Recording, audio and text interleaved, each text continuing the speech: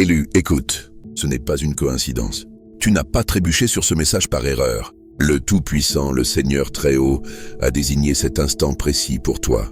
Le souffle dans tes poumons, la personne qui occupe ton cœur, l'agitation dans ton âme, tout est conçu par un plan divin. Pendant que le monde continue de défiler, le ciel se penche et réserve cette minute rien que pour toi. C'est un moment Kairos, un temps fixé, pas un hasard. Fais taire ton cœur et laisse le bruit s'éloigner. As-tu déjà ressenti une agitation dans ton âme que tu ne pouvais expliquer? Il y a quelqu'un qui t'est venu à l'esprit dès que tu as vu le titre. Un visage, un souvenir, une connexion que tu ne peux secouer. Ce n'est pas ton imagination, ce n'est pas une émotion aléatoire. C'est une alerte spirituelle, une interruption sainte, un murmure du ciel qui résonne à travers ta timeline. Sans le battement régulier de ton cœur, ce n'est pas une simple biologie, c'est une convocation. Le Seigneur parle et il t'exhorte à écouter. Ne fais pas défiler ou ne rejette pas cela comme une pensée passagère, car ce qui va être révélé pourrait changer la direction de ton destin. Les décisions prises dans cette saison portent un poids éternel. Ton assignation, ton alignement avec ton avenir, oui, même ta guérison pendent dans la balance. À la fin de ce message, tu ne verras pas seulement cette personne différemment, tu discerneras ce qui est assignation et ce qui est attachement. Car Dieu parle d'une manière et de deux, bien que l'homme ne le perçoive pas. Job 33, 14. Tu n'es pas ici juste pour ressentir quelque chose. Tu es ici pour t'éveiller. L'Esprit du Dieu vivant dévoile quelque chose de plus profond. C'est plus que l'amour, plus que le chagrin, plus que la confusion. C'est une guerre pour ton dessein. Et ne te méprends pas, l'ennemi tremble à l'idée que tu endures. C'est pourquoi ce message t'a trouvé. La grâce est là pour clarifier, pas pour confondre. La paix accompagne toujours la vérité. Maintenant, avant d'aller plus loin, fais une pause. Reste avec ce message jusqu'à la toute fin. Parce que ce qui va être dit ne changera pas seulement la façon dont tu vois cette personne dans ton cœur. Cela changera la façon dont tu vois la main de Dieu bouger dans ta vie. Prends un souffle d'obéissance et dispose ton cœur à recevoir. Le vrai avertissement commence maintenant. Si ton esprit est ouvert, si ton cœur sait que cette parole est pour toi, alors déclare-le hardiment. Tape Amen dans les commentaires ci-dessous comme un signe de ton acceptation. Que le ciel le voie, que l'ennemi l'entende, que cela soit écrit et reste jusqu'à la toute fin. Nous terminons avec une prière qui porte percée, protection et clarté pour ton prochain pas. Ce n'est pas juste du contenu. Cela peut servir de confirmation d'appel pour ceux guidés par l'esprit. Dans ce moment divin, tu n'entends pas simplement des mots. Tu es convoqué dans la révélation. Ce qui suit n'est pas juste un aperçu d'une relation, d'une lutte ou d'un retard. C'est un dévoilement prophétique sur le dessein, la guerre spirituelle et pourquoi certaines connexions n'étaient jamais destinées à être ordinaires. Prépare-toi à franchir une porte où le dessein saint est séparé de la simple émotion. Et maintenant, alors que tu te penches davantage, laisse ton esprit rester ouvert. Ce que tu vas entendre n'est pas un aperçu casual. C'est une révélation, un dévoilement divin de quelque chose que beaucoup ressentent, mais peu reconnaissent pleinement. Tu dois comprendre ceci. Le Très-Haut n'orchestre pas de rencontres insignifiantes. Chaque personne envoyée dans ta vie est soit une leçon, soit un test, soit une connexion divine. Mais quand ton chemin a croisé celui de cette personne, celle qui persiste encore dans ton esprit, ce n'était pas une coïncidence. Ce n'était pas juste de la chimie. Ce n'était pas le timing. C'était un rendez-vous céleste écrit dans le script de ta vie avant que le temps commence. Pense-y. Te souviens-tu de ce premier moment où vos regards se sont croisés? Peut-être un échange bref. Peut-être cela semblait étrangement familier, comme si vous vous étiez déjà rencontrés, même si tu savais que non. Peut-être un silence qui parlait plus fort que les mots, ou une agitation dans ton âme que tu ne pouvais expliquer. Ce moment n'était pas ordinaire. C'était l'empreinte digitale du ciel apposée sur une connexion qui deviendrait plus tard un champ de bataille. Tu vois, pas chaque lien d'âme ne s'estompe comme un orage passager. Certains persistent, certains laissent des marques que le temps ne peut effacer. Pas parce qu'ils étaient parfaits, mais parce qu'ils étaient destinés. Cette personne, oui, celle avec qui ton cœur lutte encore, n'est pas juste un personnage de ton passé. Elle est tissée dans ton assignation. Sa présence dans ta vie était destinée à te façonner, t'étirer, te sanctifier. C'est pourquoi cela a semblé si lourd, si inébranlable, même à travers le chaos. Parce que ce n'était pas construit sur une simple émotion humaine. C'était construit sur une instruction divine. Ce n'est pas une question de fantasme ou de conte de fées. C'est une question de destin. Parfois, Dieu envoie des gens dans ta vie, non pas pour rester pour toujours, mais pour livrer quelque chose d'éternel, sagesse, guérison, confrontation ou compagnonnage dans une saison de pression. Parfois, ils portent des clés pour des portes que tu ne pouvais ouvrir seul. D'autres fois, ils deviennent le miroir, reflétant des parties de ton âme que tu as évitées. Et parfois, ils sont assignés à marcher à tes côtés à travers les tempêtes, afin que la promesse en toi ne meure pas dans l'isolement. Tout a un sens. Chaque désaccord, chaque réconciliation, chaque saison silencieuse, Dieu a tout utilisé, non pour te briser, mais pour te préparer. Et pendant que tu essayais de donner un sens à tes émotions, l'ennemi observait le dessein. Il a vu le poids de la connexion avant toi. Il sait ce qui arrive quand deux âmes s'alignent sous le commandement du ciel. Il sait que quand le dessein collide avec l'unité, l'enfer tremble. C'est pourquoi les attaques se sont intensifiées. Pourquoi la confusion est venue? Pourquoi les doutes criaient plus fort la nuit? Parce que l'ennemi ne combattra pas ce qui ne pose aucune menace. Tout comme Goliath ne s'est levé que contre David à cause de l'onction qu'il portait, ainsi l'ennemi se lève quand la main du ciel est sur toi. Entends ceci clairement. Quand Dieu écrit une histoire, l'ennemi la cible plus durement. C'est pourquoi la résistance est venue. C'est pourquoi tu as pleuré. Pourquoi tu as questionné? Pourquoi cela fait-il si mal si c'est de Dieu? Cela fait mal parce que cela compte. C'est lourd parce que c'est saint. Si cette connexion était insignifiante, elle aurait disparu tranquillement. Mais le fait qu'elle remue encore quelque chose dans ton âme, malgré les tempêtes, malgré le silence, est la preuve d'une signification éternelle. Ce n'était pas juste une relation. C'était un terrain d'entraînement pour le destin. Un que ni toi ni l'autre ne compreniez pleinement au début. Un que l'ennemi est désespéré de détruire avant qu'il n'atteigne l'achèvement divin. C'est un sol sacré. Pense à Paul et Barnabas. Leur partenariat n'était pas construit sur une simple amitié, mais sur une mission.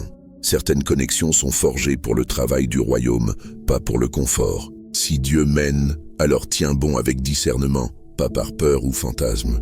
Avec prière, avec foi enracinée dans la vérité que ce que Dieu ordonne aucun chaos ne peut défaire. Il y a une responsabilité de niveau alliance pour gérer ce que le ciel confie, jamais pour contrôler une personne, mais pour honorer l'assignation liée à cette connexion. Souviens-toi quand Joseph a été trahi, vendu et oublié, mais a dit plus tard à ses frères, « Vous l'avez pensé pour le mal, mais Dieu l'a pensé pour le bien. » Genèse 50-20.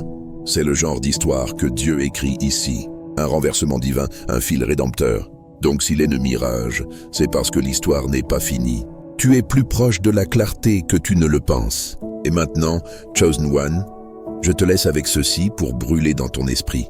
Et si la bataille n'était pas sur ce que tu perdais, mais sur ce que le ciel prépare à révéler? Chosen One, arrête-toi et regarde encore. Parce que ce dans quoi tu te tiens en ce moment n'est pas juste une relation. C'est un champ de bataille.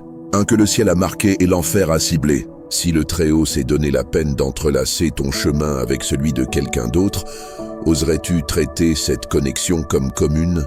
Pourrait-elle vraiment être casual si les empreintes digitales divines sont partout? La vérité est là.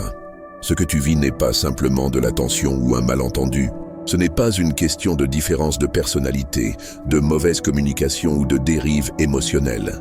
Non, c'est une guerre spirituelle voilée dans des moments ordinaires.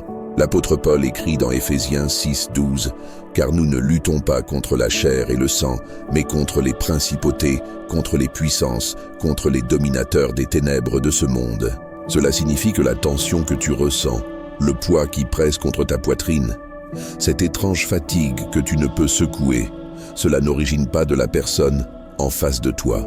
C'est une assaut spirituelle déguisée en conflit naturel. Les tactiques de l'ennemi ne sont pas toujours évidentes. Il ne vient pas avec des cornes et du chaos. Il vient avec des murmures. Il amplifie le petit jusqu'à ce qu'il semble ingérable. Un désaccord devient une crise. Un moment de silence semble un abandon. Il plante des graines de suspicion et les arrose avec des blessures passées. Il rejouera même ton passé pour te convaincre que ton avenir est condamné. Il n'a pas besoin de te détruire en un coup. Il a seulement besoin d'user ta foi pouce par pouce jusqu'à ce que tu abandonnes non seulement la personne, mais la mission qui y est liée. Et ne te méprends pas, certaines connexions vont au-delà du compagnonnage. Parfois, Dieu aligne des gens pour un dessein de royaume, parce que certaines batailles n'étaient jamais destinées à être combattues seules. Il y a des assignations qui requièrent l'alignement, des onctions qui sont activées seulement par le partenariat. Et le ciel, dans sa sagesse, a joint vos chemins pour quelque chose de plus grand que ce que l'un ou l'autre pouvait enfanter seul. Mais voici le danger. Si tu t'éloignes maintenant, tu risques de manquer l'assignation attachée à eux. L'ennemi comprend cela. C'est pourquoi il est implacable, parce qu'il sait ce qui arrive quand deux choses ones se tiennent unies. Les malédictions générationnelles sont brisées, les territoires sont pris, les royaumes tremblent. Regarde plus profondément. Combien de fois as-tu été tenté de t'éloigner seulement pour être ramené par une douleur que tu ne pouvais expliquer? Cette douleur est plus qu'une émotion. C'est ton esprit qui témoigne que cette bataille n'est pas une question de compatibilité. C'est une question de destin. Dans l'Ancien Testament, Néhémie construisait le mur de Jérusalem quand des ennemis sont venus pour le distraire et le décourager. Mais Néhémie a répondu « Je fais un grand travail et je ne peux pas descendre ». Néhémie 6:3. L'ennemi voulait qu'il abandonne le travail, tout comme l'ennemi veut que tu abandonnes ce que Dieu construit à travers cette connexion. Satan ne gaspille pas d'énergie. Il cible ce qui menace son royaume. Si cette connexion était insignifiante, la guerre n'existerait pas. La raison pour laquelle elle est assiégée est parce qu'elle porte du poids dans le royaume invisible. L'ennemi voit l'effet d'onde de ce qui pourrait arriver si tu endures. Il sait les générations que cela pourrait impacter, les forteresses que cela pourrait briser et les promesses que cela pourrait libérer. Donc il voile la défaite en logique. Il fait paraître sage d'abandonner. Il masque le désespoir en paix. Mais souviens-toi, Dieu ne parle jamais dans la peur. Il ne mène pas par la confusion. Il ne murmure pas le désespoir. Quand le Seigneur parle, même la correction porte la paix, même la redirection porte la clarté. Donc demande-toi avec une honnêteté brutale, est-ce la voix qui te pousse à t'éloigner vient du bon berger ou de celui qui craint ce que ton union deviendra? La tempête n'est pas une preuve de faiblesse, c'est le feu de raffinage qui révèle la force cachée que cela vaut la peine de combattre. Et si tu te rends maintenant, tu risques de manquer l'assignation attachée à cette union. Il y a plus en jeu que ton cœur. Il y a un legs, il y a du territoire, il y a l'obéissance à celui qui a ordonné cette connexion avec intentionnalité. Et maintenant, Chosen One, tu dois décider. Vas-tu plier sous la pression ou t'élever dans le dessein? Ce que tu affrontes en ce moment n'est pas un effondrement, c'est une construction. La pression n'est pas ton défaire, c'est ta préparation et la douleur. C'est une prophétie qui s'accomplit en temps réel. Il y a une tentation dans des saisons comme celle-ci de s'éloigner, de reculer quand le combat devient féroce, d'assumer que le silence signifie que Dieu est parti, de croire que ce qui semblait autrefois divin a perdu son sens. Mais entends cette vérité clairement. Si tu t'éloignes trop tôt, tu ne sauras peut-être jamais ce que le ciel avait caché de l'autre côté de ta persévérance. Tant de gens abandonnent dans le dernier tronçon, pas parce qu'ils sont faibles, mais parce que la guerre devient plus bruyante, juste avant la percée.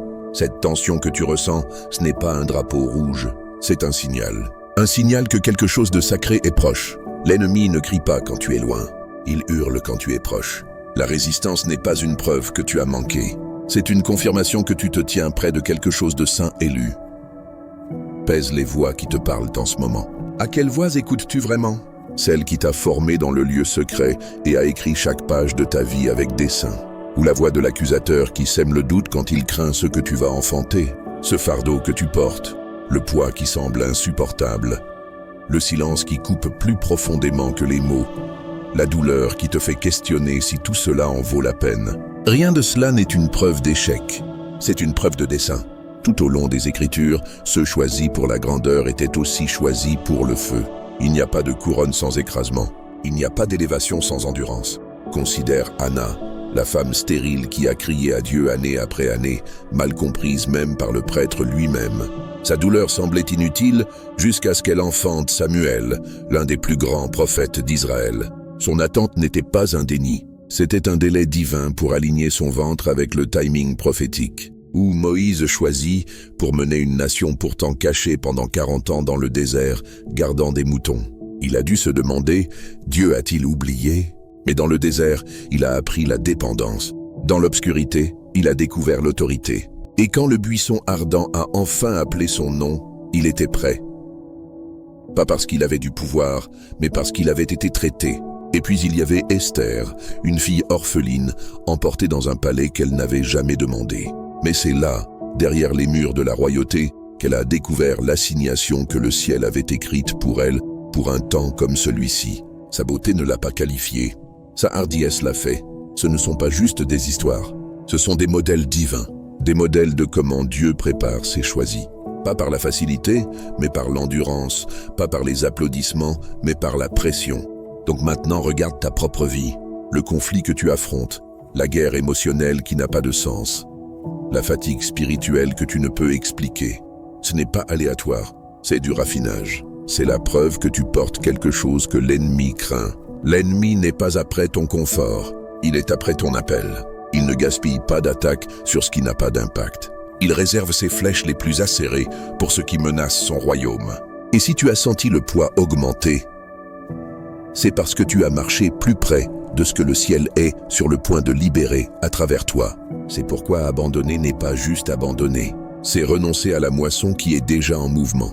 Tout comme la graine combat à travers l'obscurité avant de voir la lumière, ainsi dois-tu pousser à travers le sol du silence, de la lutte et de la guerre spirituelle. Galates 6:9 nous rappelle « Ne nous lassons pas de faire le bien, car en temps voulu nous moissonnerons si nous ne nous relâchons pas. » Oui, élu, c'est ta saison due. Mais les saisons changent quand l'obéissance tient ferme. La stratégie de l'ennemi n'est pas la destruction par la force, c'est la reddition par l'épuisement. S'il ne peut voler ta promesse, il essaiera d'user ta foi jusqu'à ce que tu la lui remettes.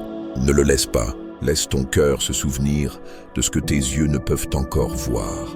La douleur est sainte. Le silence est sacré. La guerre dans laquelle tu es n'est pas une punition. C'est un positionnement. Tu es mis en place pour une percée qui ne te bénira pas seulement mais ondulera à travers les générations. Tu es encore dans le feu parce que ce que Dieu forme en toi ne peut être précipité. Alors que tu te tiens au milieu de ta tempête, tu dois comprendre quelque chose de crucial. La tempête n'est pas ta fin. C'est ta preuve. Preuve que le ciel est proche. Preuve que tu as été appelé. Et surtout preuve que la promesse est encore vivante. Tu n'es pas ici parce que Dieu t'a oublié. Tu es ici parce que Dieu t'a choisi. Et les vaisseaux choisis ne naviguent pas sur des mers calmes.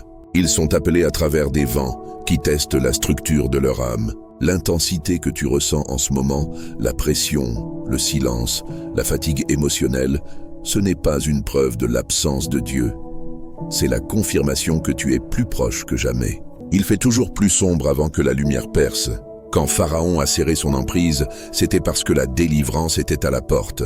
Quand Jésus pendait à la croix, les cieux sont devenus noirs. Pas parce que l'espoir était parti, mais parce que la résurrection venait. Les batailles les plus féroces sont toujours combattues dans la dernière heure. Donc, laisse-moi te demander franchement, et si Joseph avait capitulé au désespoir dans cette cellule de prison? Et si David avait jeté sa harpe dans cette caverne? Et si Job, après avoir tout perdu, avait maudit le Dieu même qui avait écrit sa rédemption? S'ils avaient abandonné au milieu, leurs histoires se seraient terminées en cendres. Mais les cendres n'étaient pas la fin, elles étaient l'autel. Et c'est la même chose pour toi. L'épreuve que tu affrontes n'est pas là pour te briser, elle est là pour te prouver. Elle raffine ta foi, elle teste ta résolution. Elle montre au ciel que ce que tu portes est réel, que quand le feu vient, tu ne plies pas, tu t'élèves. Les Écritures nous disent dans 1 Pierre 1,7, ces épreuves montreront que votre foi est authentique. Elle est testée comme le feu teste et purifie l'or. Comprends ceci, le feu ne détruit pas ce qui est réel. Il brûle seulement ce qui n'était jamais destiné à rester. Mais le vrai danger en ce moment n'est pas dans la tempête autour de toi. C'est la voix de l'impatience en toi, la voix qui dit que cela prend trop de temps. Rien ne change. Peut-être que Dieu n'a pas parlé. Cette voix n'est pas de ton berger, c'est le murmure de l'ennemi. Et il sait que si tu tiens un jour de plus, il perd ce qu'il a travaillé au fil du temps pour arrêter. Pense à une graine enterrée dans le sol sombre. Rien ne semble changer. La surface semble calme, silencieuse, sans vie. Mais sous terre, des racines se forment. Une structure se construit. La vie s'étire dans des directions que l'œil ne peut voir.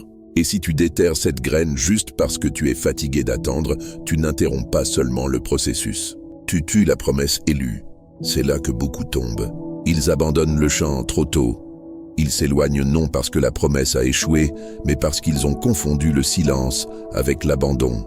Ils ont oublié que Dieu travaille dans des lieux cachés bien avant de révéler du fruit en public. Juste parce que tu ne le vois pas ne signifie pas que cela ne travaille pas. Attendre n'est pas l'absence de Dieu. C'est le repos entre les notes avant que la symphonie gonfle. Ésaïe 60, 22 nous rappelle « Quand le temps sera venu, moi le Seigneur, je le ferai arriver. » Mais cela doit être son temps, pas le nôtre. Combien de bénédictions ont été perdues un lever de soleil trop tôt?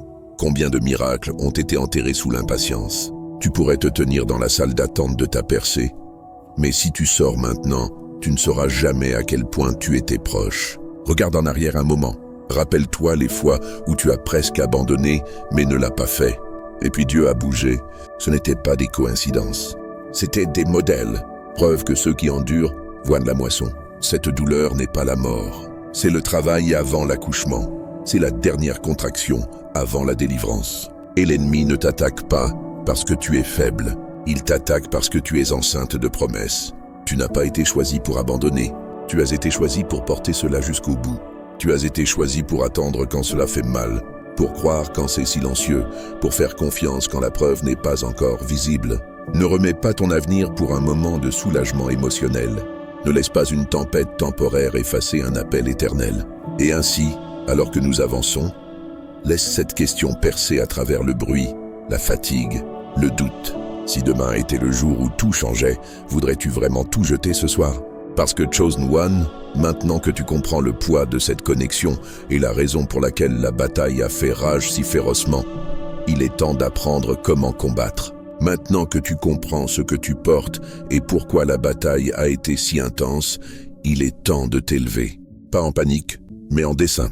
Parce que Chosen One, ce que tu affrontes ne sera pas conquis en restant immobile. Le temps pour l'espoir passif est passé. C'est un appel à la guerre spirituelle. Mais ne te méprends pas, ce n'est pas un combat de chair et de sang. On ne te demande pas d'élever la voix, de brandir les poings ou de prouver ton point. La stratégie du ciel est différente. Les outils requis ne sont pas humains, mais saints.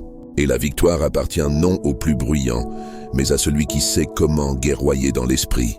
La première arme est la prière, mais pas une prière casual endormie. Non, c'est le genre qui saisit le ciel à deux mains et refuse de lâcher. C'est la prière avec précision, persistance et dessein.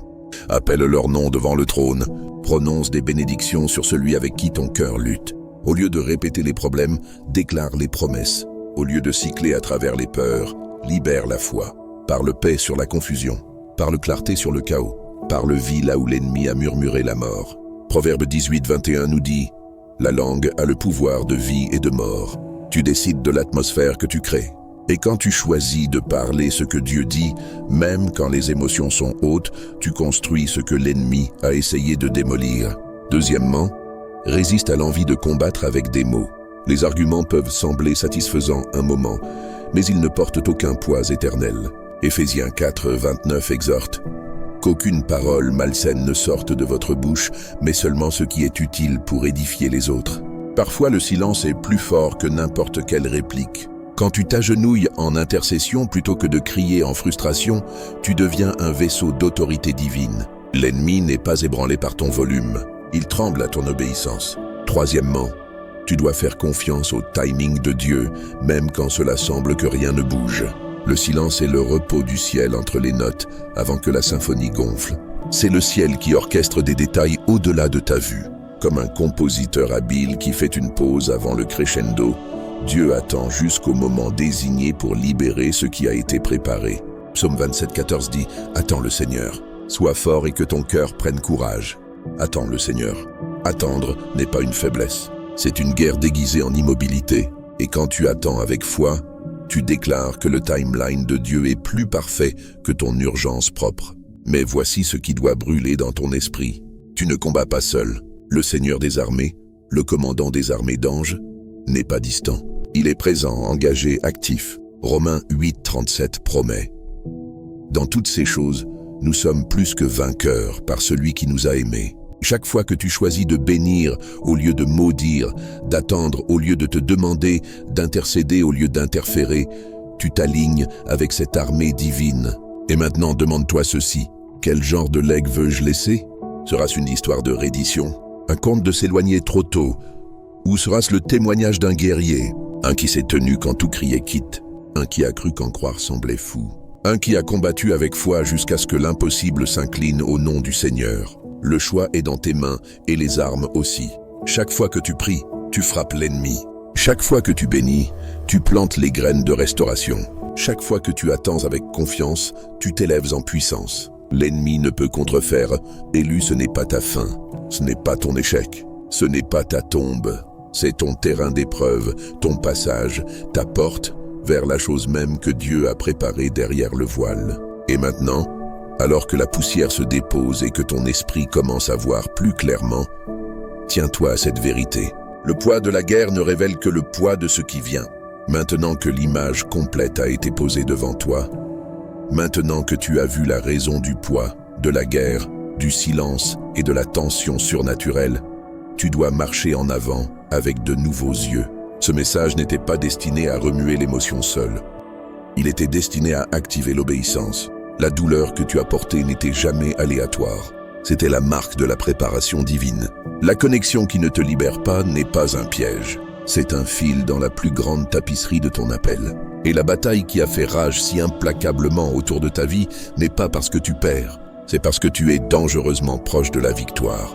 Tout ce voyage n'a pas été sur la survie. Il a été sur la formation, sur l'apprentissage de comment discerner, comment prier, comment attendre avec patience sainte et comment aimer avec l'endurance du ciel.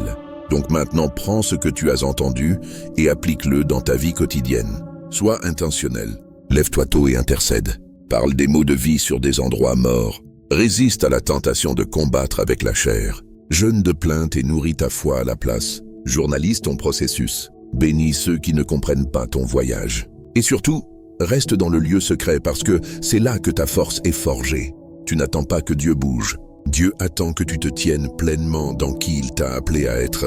Ce n'est pas la fin de ton histoire, c'est le point de pivot d'une plus grande. Et la percée pour laquelle tu as prié, elle est déjà en mouvement. Ne t'éloigne pas maintenant, tu es plus proche que jamais. Maintenant, laisse ce moment être mis à part. Le Seigneur est proche de ceux qui l'appellent en vérité, et le ciel répond aux cœurs qui sont soumis. Alors que nous entrons dans ce temps sacré de prière, prépare ton esprit à recevoir de celui qui voit tout, sait tout, et n'oublie jamais ce qu'il a promis. Père céleste, Dieu très haut, celui qui parle en murmure et déplace des montagnes en silence. Nous venons devant toi dans ce moment saint, non avec performance, mais avec reddition. Tu es le Dieu qui voit au-delà de ce que nous ressentons, qui connaît le poids que nous portons et qui ne gaspille jamais une seule larme. Aujourd'hui, nous t'apportons la douleur, la confusion, la guerre et les questions qui ont alourdi nos cœurs. Seigneur, nous te remercions que ce que nous affrontons n'est pas un signe de ton absence, mais un signe de notre assignation. Merci de nous rappeler que cette connexion, cette tempête, cette douleur, ce n'est pas aléatoire. Ce n'est pas insignifiant, c'est un sol sacré. Père, aide-nous à voir avec des yeux spirituels ce que notre esprit naturel ne peut comprendre. Donne-nous du discernement dans les retards, de l'endurance dans le silence et de la sagesse dans la tension. Nous élevons celui dont le nom a persisté dans notre esprit, la personne que tu as divinement permis de croiser notre chemin. Couvre-les, garde leur cœur, guéris leurs blessures, aligne leurs pas avec les tiens. Là où il y a eu confusion, parle clarté. Là où il y a eu distance, construis un pont. Et là où l'ennemi a semé la division, Dieu, nous te demandons de semer l'unité enracinée dans la vérité. Pardonne-nous, Seigneur, pour les moments où nous avons laissé la peur parler plus fort que la foi, pour les fois où nous avons douté de ton processus et pour chaque fois où nous avons essayé de précipiter ce que tu écrivais encore. Enseigne-nous, ô Dieu, à guerroyer comme tu nous as conçus, avec prière, avec patience, avec paix et avec louange. Laisse-nous parler vie et non mort. Laisse-nous bénir au lieu de blâmer. Laisse-nous faire confiance au lieu de paniquer. Nous déclarons aujourd'hui que nous ne plierons pas sous la pression. Nous ne remettrons pas la promesse. Nous ne nous éloignerons pas de ce que tu construis encore. Nous choisissons de nous tenir enracinés, inébranlables, alignés avec ta volonté. Peu importe à quoi cela ressemble, Dieu, laisse cette épreuve nous raffiner, non nous définir. Laisse-la révéler l'or en nous, non les cendres autour de nous. Et quand la percée viendra, nous te donnerons la gloire. Pas juste parce que tu nous as sortis, mais parce que tu es resté avec nous à chaque pas du feu. Nous te faisons confiance. Nous t'aimons. Et nous attendons pour toi, non passivement mais avec dessein, au nom puissant et inébranlable de Jésus. Amen. Merci d'être resté à travers tout ce message élu. Si ce message a confirmé ce que ton esprit savait déjà, alors déclare-le hardiment dans les commentaires. Je choisis de me tenir ferme dans le plan de Dieu. Amen. Que cela soit une déclaration au ciel et un défi à chaque mensonge de l'ennemi. Jusqu'à la prochaine fois, reste fidèle, reste concentré et souviens-toi que le poids de la bataille ne révèle que le poids de la bénédiction qui est en route.